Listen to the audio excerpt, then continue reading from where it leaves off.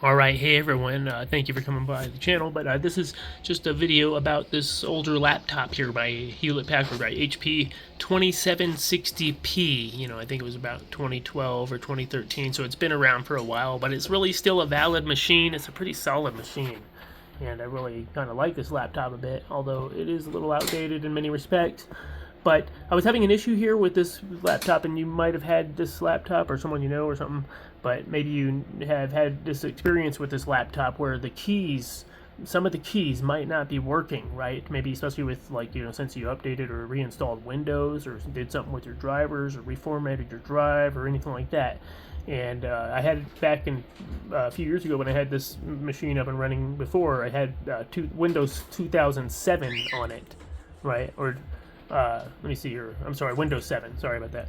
But anyway, I had that on there, and at one point the keys weren't working as well. I reinstalled Windows or something like that, and the keys weren't working. Right now I'm trying to install Windows 11, and we'll see if this possibly fixes this issue. I'm trying to reinstall it fresh, trying to reformat the drive and reinstall it fresh, see what happens. But I think it might be something to do with the BIOS or the controller. But it's easy to think that because these keys, and this specifically the B and the N key, and a couple of other keys around that aren't working, right? And it's easy to think that it's the hardware, like the keyboard needs to be replaced. So I've made this video just maybe if you have this computer and you know what I'm talking about, or you're experiencing this, or trying to redo the new operating system, maybe you tried to go to HP's website where they have drivers for this particular model, but I don't know if they have the ones for Windows 10 or 11, even more specifically, which doesn't support older devices like this, straight out the box. But it does give you, drivers on their website, right, for up to Windows 7 or 8. And I remember at one point I reinstalled and had Windows 7 on there, and then the keys weren't working back then, a few years ago. But then somehow I got them working again by going to the website, HP, and reinstalling the drivers or something like that.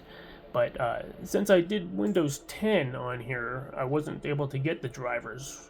I wasn't able to figure out, I don't know exactly which drivers it may have been. I installed the drivers for Windows 7 or 8 or something like that. And so everything was working okay except for these keys. But then for a brief time, at one point with Windows 10, I'm pretty sure these keys did work, but then they stopped working again. So I'm not quite clear what I might have did or triggered that got them to work again for a short time. All the keys seem to be working as far as I can tell. But so if you had this computer, maybe you're still trying to use it, and it's still a valid computer. Still reasons why you might be wanting to reinstall or update or use this computer, and maybe put an SSD drive in it or something. It's still a good computer. But like you say, if you had this issue, it's easy to think that you might need to replace the keyboard. So I just say beware, right? It might be a common issue. You might find some other people with this issue online where the B and N key aren't working, or some keys aren't working, and maybe you have another laptop or HP that's not necessarily this line, this Elitebook 2760, and you had a similar issue. Maybe it's something, with HP in general. Maybe you know of a fix or a solution for it, and maybe we could help someone, but maybe I could possibly use some help. I don't know if I'm going to fix it here or not.